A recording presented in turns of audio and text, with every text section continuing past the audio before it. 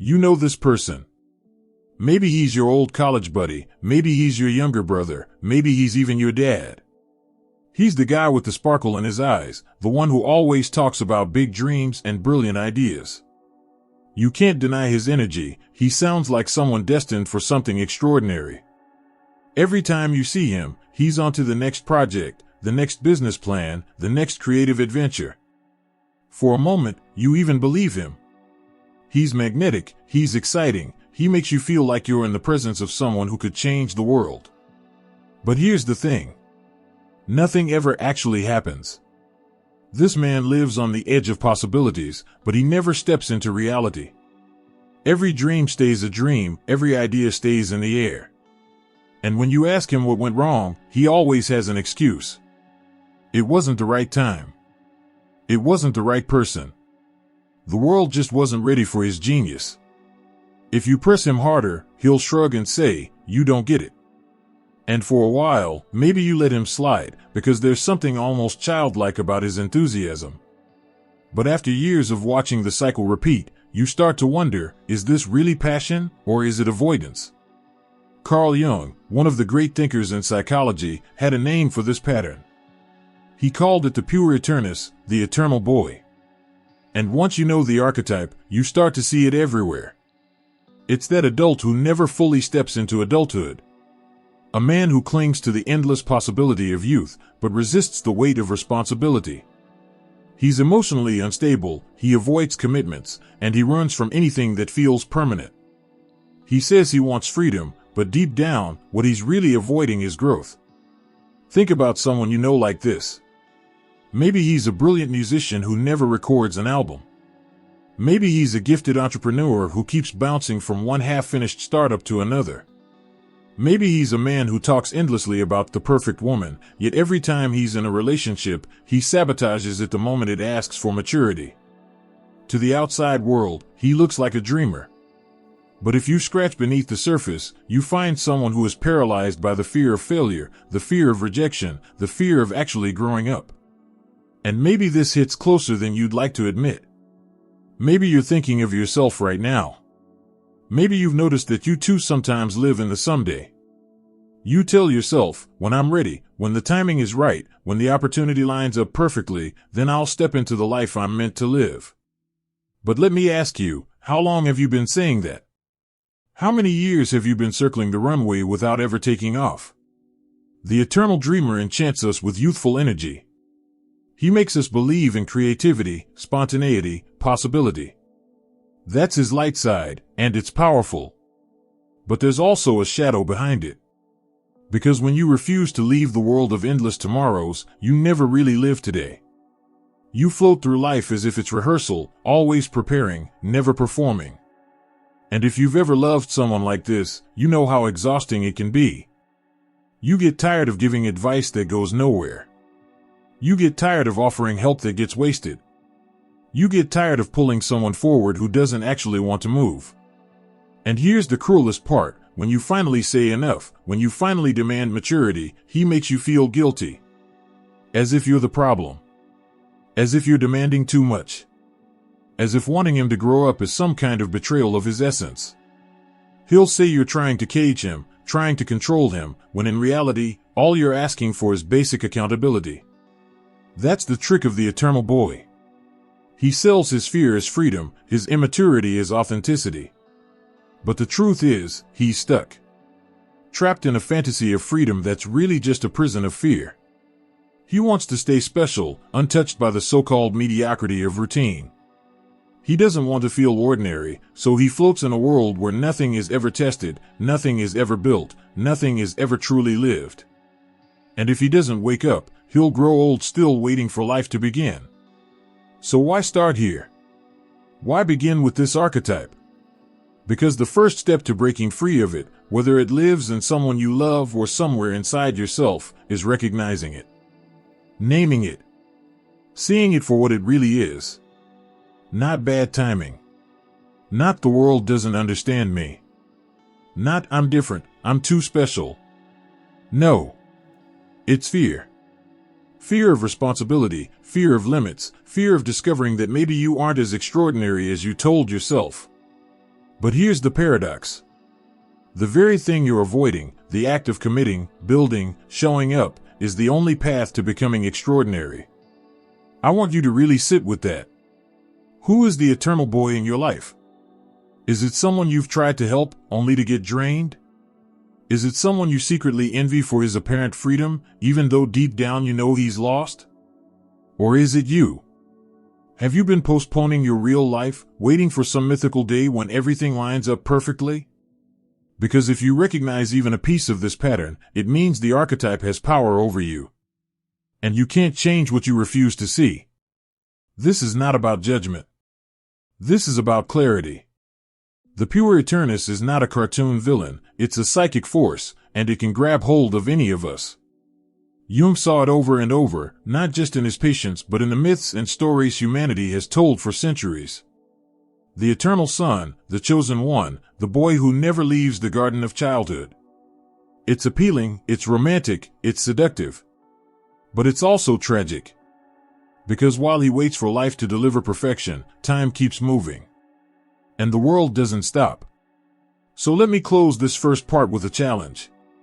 Take a moment and ask yourself, am I living in someday? Am I carrying the charm of the eternal boy while secretly hiding from the demands of real life? And if I am, how long will I keep waiting? Because recognition is the beginning of transformation. And in the sections to come, we'll dive deeper into the illusions, the shadow, the roots of this archetype, and most importantly, the way out. But it all starts here, with the courage to see the eternal dreamer for what he really is. Let's get honest about something most people don't want to admit. What the eternal boy calls freedom is almost never freedom. It's a disguise.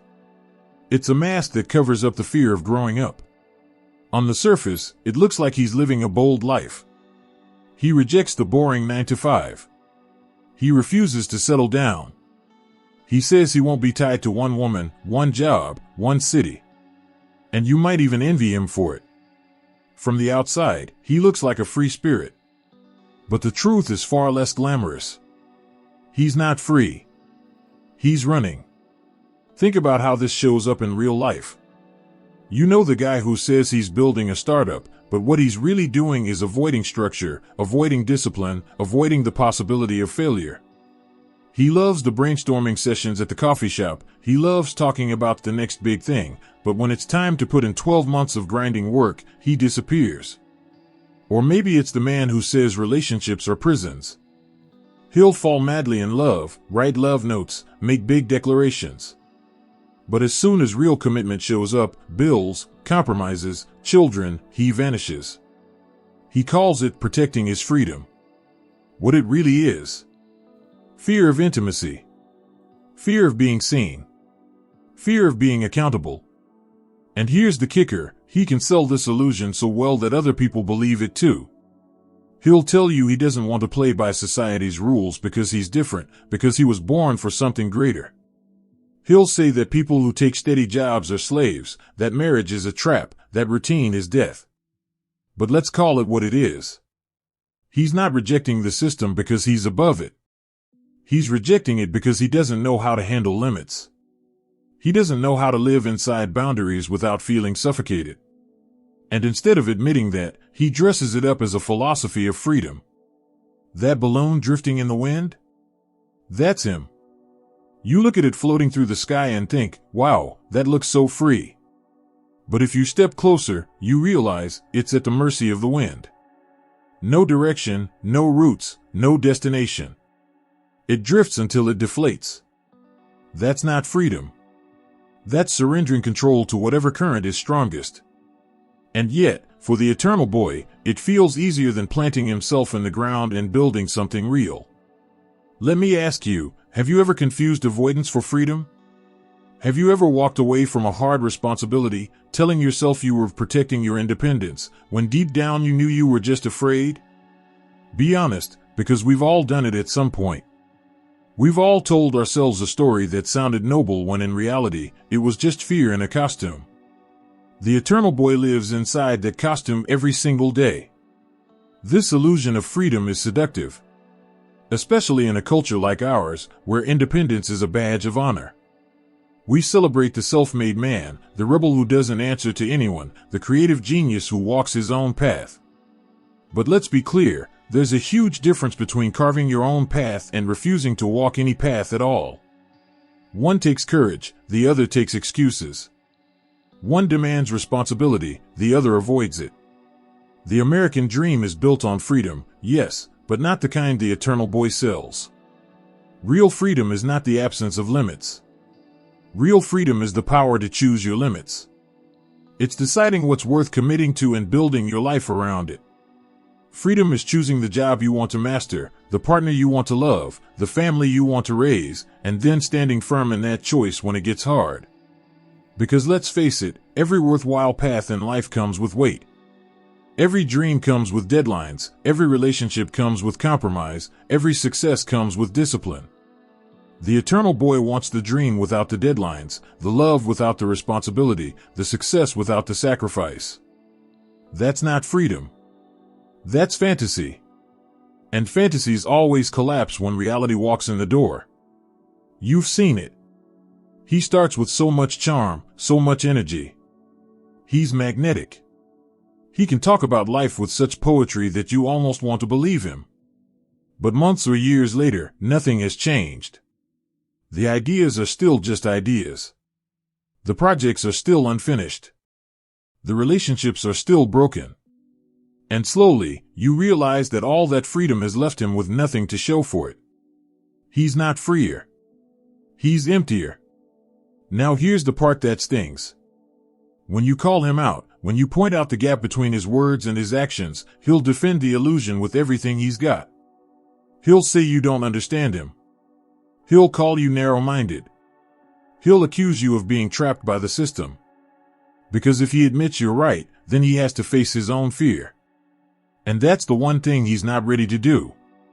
So why does this matter? Why spend time dismantling the illusion? Because until you see through it, you can get trapped by it too. You can spend years admiring someone who looks free but is actually stuck. You can waste your energy supporting a dreamer who never intends to land. Or worse, you can keep lying to yourself about your own avoidance.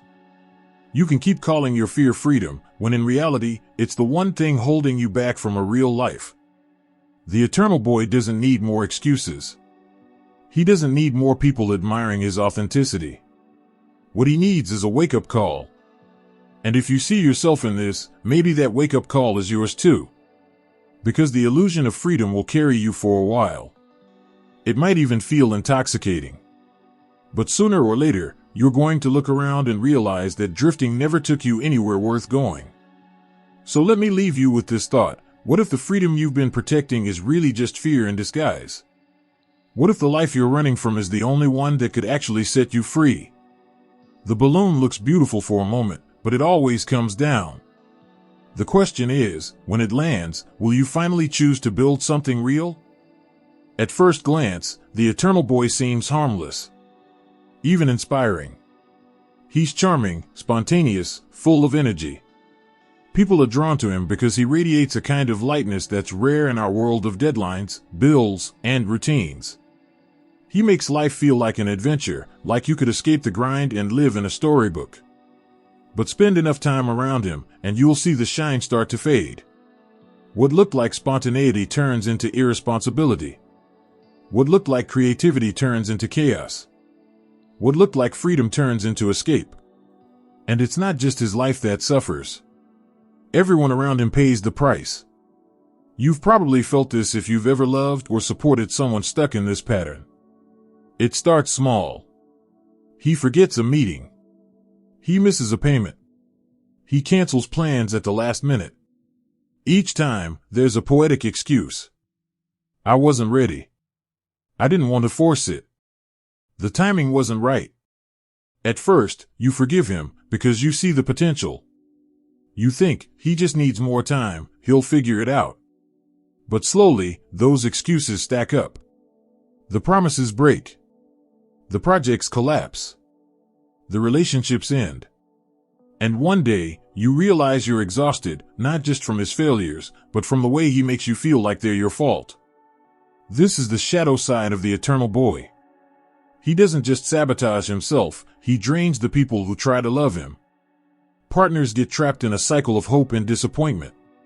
He sweeps them off their feet with passion, only to vanish when the relationship requires maturity. He says, "I love you, I want a future with you," but he never takes the steps to build it.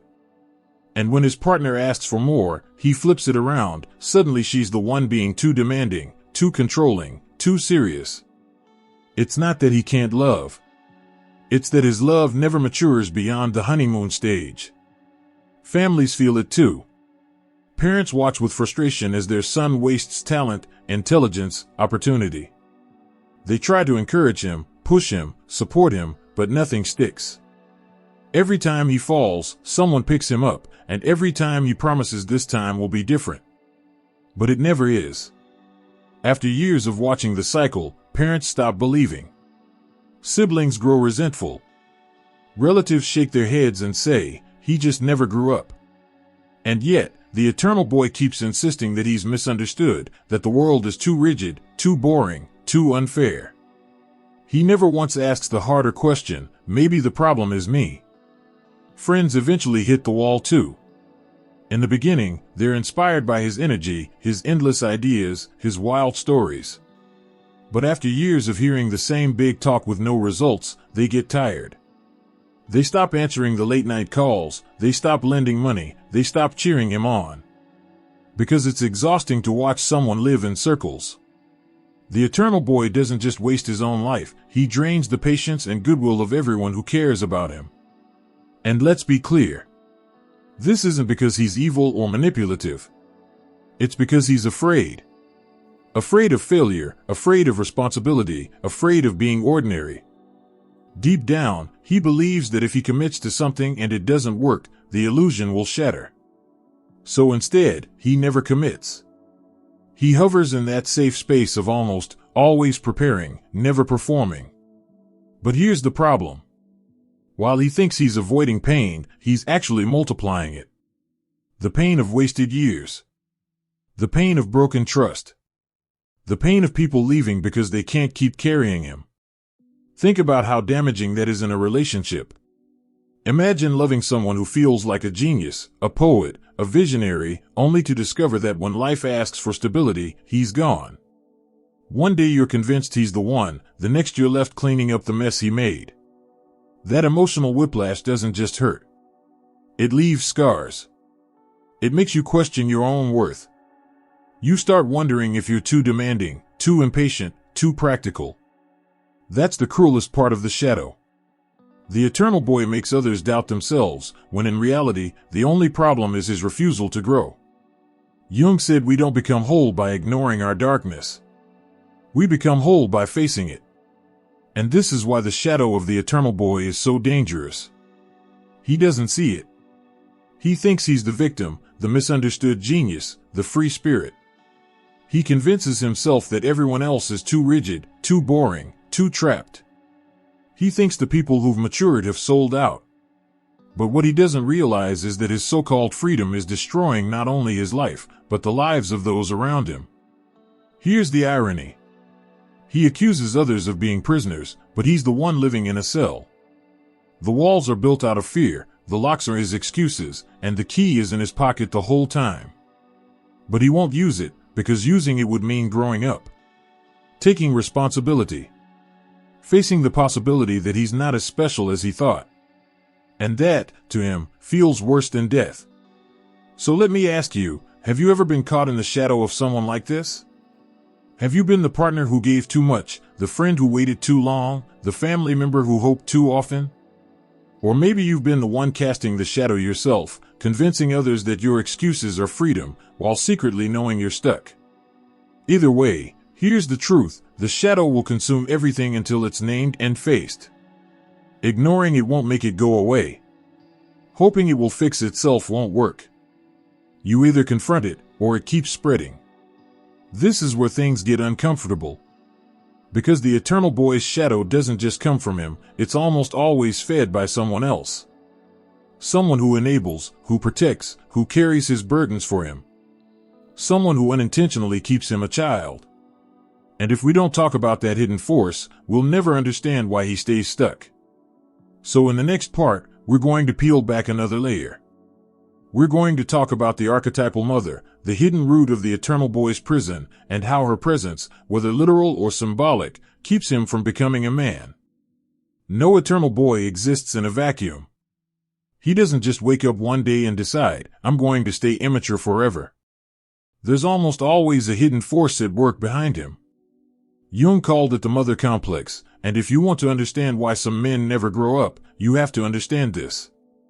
Because behind every man who refuses responsibility, who avoids commitment, who lives in endless adolescence, there's often someone, sometimes a real person, sometimes a symbolic presence, who keeps him there. Think about the overprotective mother. She means well. She loves her son. She wants to shield him from pain, from failure, from the harshness of life.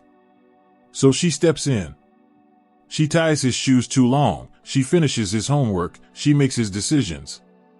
And as he grows, she keeps doing it in different forms. When he stumbles, she rescues him. When he fails, she excuses him. When he avoids responsibility, she explains it away. She thinks she's helping. She thinks she's loving. But what she's really doing is preventing him from ever becoming independent. And so, even as his body grows into a man, his psyche stays stuck as a boy. But this mother figure doesn't always have to be literal. Sometimes it's a grandmother, an aunt, a partner, even a friend who takes on the role. Sometimes it's a girlfriend or wife who becomes more like a caretaker than a companion. She cooks, she cleans, she pays the bills, she covers for his mistakes. And in exchange, she gets the illusion of intimacy, the fantasy of being the one who understands him. It feels noble, it feels romantic, but in reality, it's a trap for both of them. Because as long as she's playing mother, he has no reason to grow. This is what Jung called the devouring mother. Not because she's evil, not because she wants to harm, but because she unconsciously consumes her son's chance at becoming a man. She gives him comfort, protection, endless forgiveness. But in doing so, she keeps him dependent. And dependence is death to maturity. As long as someone else is carrying his weight, he never has to carry it himself. Now, let's make this real. Picture a man who loses jobs every year. He's brilliant, talented, but he can't hold down work. Each time, his partner says, "It's okay, I'll cover the bills until you find your next thing." She tells herself she's supporting his dreams. In reality, she's shielding him from the reality that dreams require discipline. She's not a partner, she's a substitute mother. And the longer she plays that role, the less he grows. Or picture the guy who still, at 35, calls his mom for every decision. He doesn't move cities without her blessing. He doesn't end a relationship without her opinion. He's not making choices, he's outsourcing them. And he tells himself he's honoring her, but in truth, he's still clinging to the psychic womb, the safe space where nothing is demanded of him. And here's the tragedy, his mother might feel proud to be needed, but deep down, she's preventing the very independence she once prayed he'd achieve. Now, let me flip this back to you. Are you enabling someone else's immaturity? Have you been the partner who picked up the slack, the parent who always bailed your son out, the friend who kept covering? If you have, you know how heavy it gets. At first, it feels like love. It feels like loyalty. But after years, it starts to feel like chains. You realize you're not helping them, you're keeping them stuck. And worse, you're keeping yourself stuck too. Because while you're busy carrying their load, you're draining your own life. And maybe, for some of you listening, this isn't about enabling someone else. Maybe it's about you. Maybe you've been looking for a partner to play mother, someone who will clean up your mess, someone who will never demand, never confront, never hold you accountable. Maybe you've been idealizing that kind of woman, the perfect caretaker, the unconditional nurturer, and calling it love. But it's not love. It's dependency.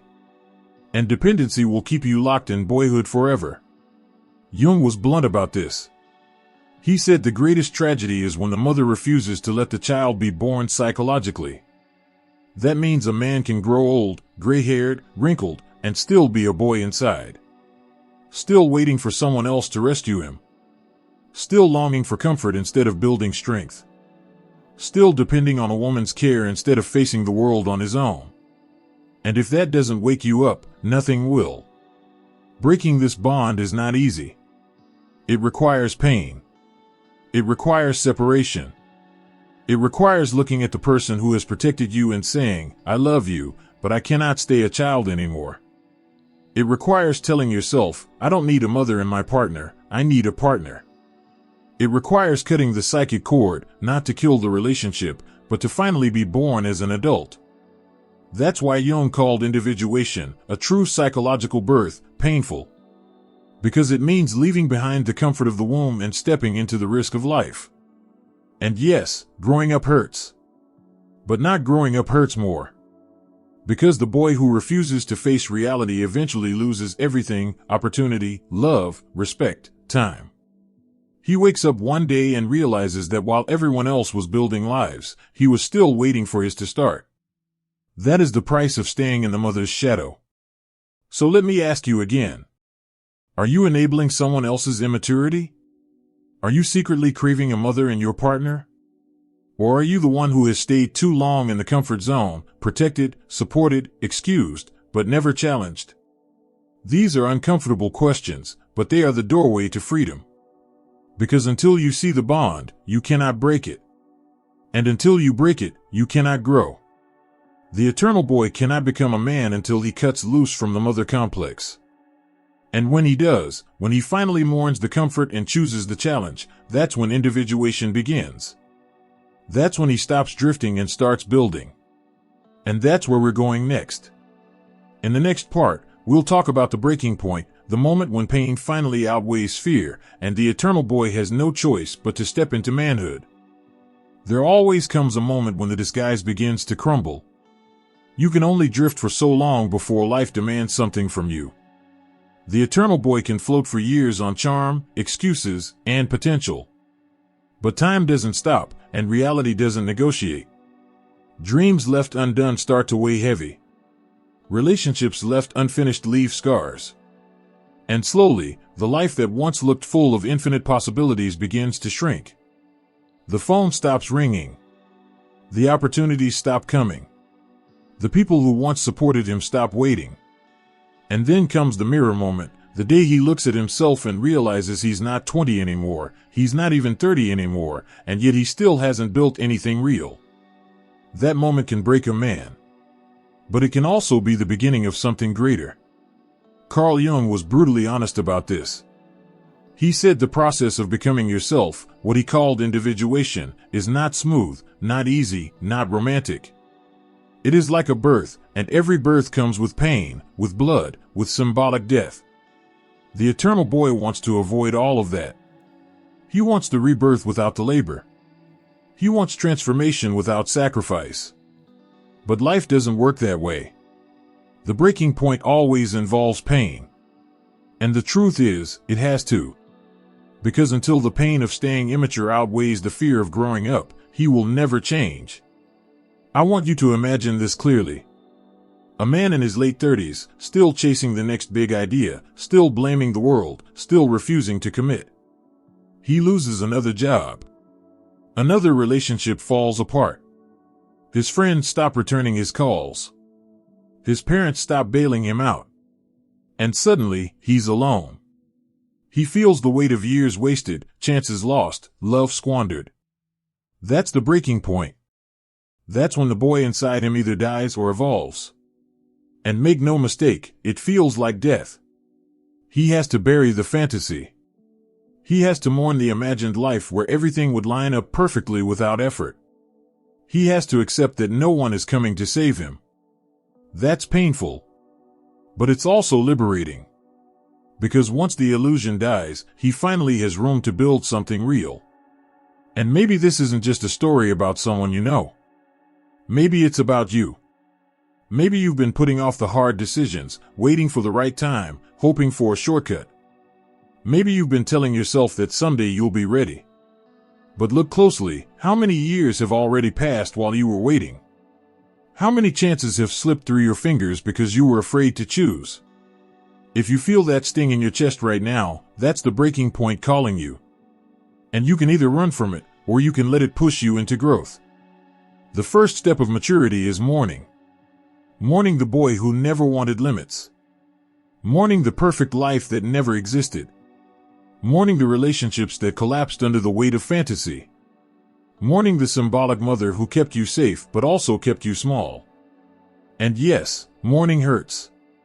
But without mourning, you can't move forward. You cannot build a future if you're still clinging to the ghost of an imagined past. Now, here's the paradox. Killing the boy inside doesn't mean killing your creativity, your dreams, your sense of wonder. It means putting them in their proper place. It means no longer using them as an escape from responsibility. The eternal boy can live on within you, but as a source of energy, not as the ruler of your life. He can inspire, but he cannot lead. The man has to lead. And leading means structure, consistency, accountability. It means showing up when you don't feel like it. It means committing even when it scares you. It means staying present in a relationship even after the spark fades. It means trading the thrill of the new for the transformative power of continuity. And that's where real freedom begins. Because the truth is, nothing is more exhausting than running from life. Nothing drains you more than avoiding responsibility. You think you're protecting your freedom, but really you're chaining yourself to fear. When you finally stop running, when you finally accept the weight of responsibility, something incredible happens. You realize you're stronger than you thought. You discover that routine isn't death, it's the soil where growth happens. You see that love isn't a prison, it's the fire that burns away selfishness and makes space for real connection. You learn that work isn't slavery, it's the path to mastery, to contribution, to meaning. But none of that comes until the breaking point. None of it comes until the pain forces you to decide. And that's the crossroads. Some men, when they reach this moment, collapse. They double down on avoidance, and they sink deeper into bitterness. They blame the world, they resent others, and they live the rest of their lives as shadows of what they could have been. But others use the pain as fuel. They face the mirror, they swallow the hard truth, and they take their first steps into manhood. That's the path of individuation. That's the path to becoming whole. So let me ask you, as directly as I can, where are you right now? Are you still drifting, still excusing, still waiting for life to start? Or have you reached the breaking point? Have you finally had enough of your own excuses? Because if you have, then good. That means the pain has done its job. That means you're ready to stop being a boy and start being a man. That means you're ready to bury the fantasy and build a life that's real. And in the next part, we're going to talk about exactly that. How to take the eternal boy, with all his energy, creativity, and vision, and integrate him into a mature man who can actually stand, commit, and build. Because the breaking point is not the end. It's the beginning. And if you're listening closely, if your chest is burning with recognition, then maybe this beginning is yours. This is where everything we've been talking about comes to a head. Because once you've recognized the eternal boy, once you've seen through the illusion of freedom, once you've felt the shadow and confronted the mother complex, and once you've hit that breaking point, you're left with a decision. And it's not a complicated one. You either stay stuck, or you grow. You either keep waiting for a perfect life that will never arrive, or you start building a real one. You either remain a boy in a man's body, or you step into the responsibility of adulthood and discover what freedom really is. Let me be clear. Growing up doesn't mean killing your light. It doesn't mean giving up creativity, imagination, or the fire that makes you unique. The eternal boy inside of you doesn't have to die. He has to be integrated. He has to stop driving the car and start riding in the passenger seat. His energy, his spontaneity, his vision, those are powerful gifts. But when they aren't grounded in responsibility, they turn destructive. They lead to chaos. When they're anchored in maturity, they lead to greatness. So what does real freedom look like? It's not doing whatever you want whenever you feel like it. That's not freedom, that's slavery to impulse. Real freedom is having the internal structure to choose what matters most and then stick to it. Real freedom is saying, yes, I commit, and then following through even when it's hard. Real freedom is building something solid, whether that's a marriage, a business, a family, or a craft, and knowing that you can be trusted to hold it. Because when people can trust you, when you can trust yourself, that's when you stop drifting and start living. I'll tell you something uncomfortable. Responsibility is not a prison. It's power. The moment you start owning your choices, your time, your relationships, your money, that's the moment life stops happening to you and starts happening through you. That's when you realize you're not a victim of circumstance. You're a creator of circumstance. You get to shape your destiny, not because you've escaped limits, but because you've chosen the right ones. Think about that. Every strong tree needs roots. Every great athlete needs discipline. Every lasting marriage needs commitment. Without those, nothing grows. Without those, nothing endures. And yes, the eternal boy will still whisper inside you. He'll say, don't do it. Don't commit. Don't choose. Stay free. And you'll have to answer him. You'll have to say, I hear you. I value you. But you don't run my life anymore. You don't need to silence him, you need to lead him. You take his creativity and channel it into projects that actually get finished. You take his love of freedom and channel it into building a life that's worth protecting. You take his energy and channel it into consistency, discipline, and follow-through. That's integration. That's what it means to grow without losing your soul. Now here's the hardest truth of all. No one can do this for you. Not your parents, not your partner, not your friends. You can have mentors, you can have guides, you can have people who inspire you, but at the end of the day, you have to make the choice. You have to decide that excuses won't cut it anymore. You have to decide that your life matters too much to waste in someday. You have to decide that it's time to stop waiting and start building. And if you don't decide, life will decide for you.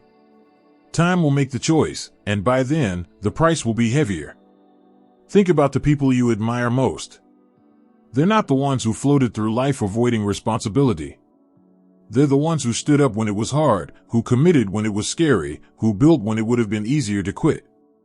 They didn't become extraordinary by accident. They became extraordinary because they chose to grow.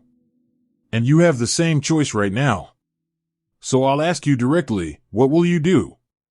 Will you keep drifting, waiting for life to deliver perfection, blaming others when it doesn't?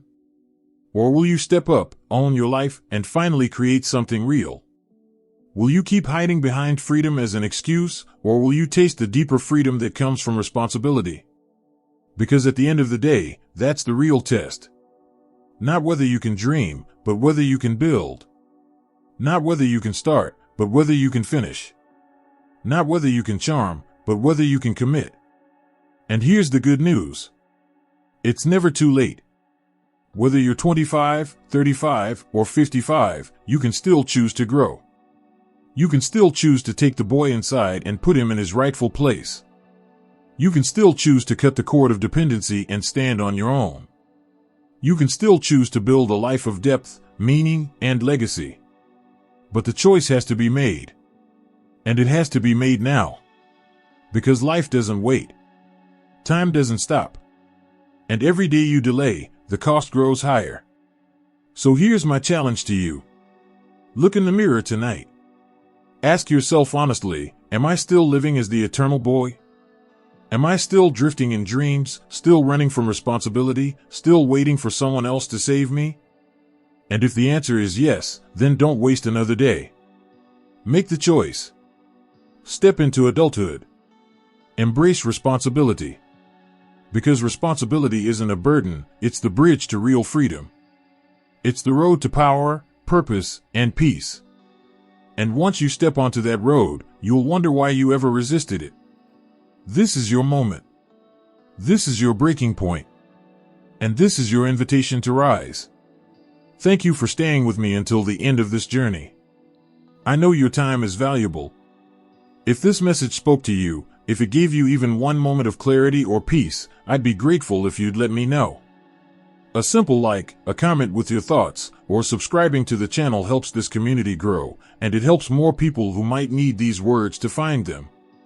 Share your reflections below. I do read them. I'll see you in the next chapter. Until then, take care of your peace.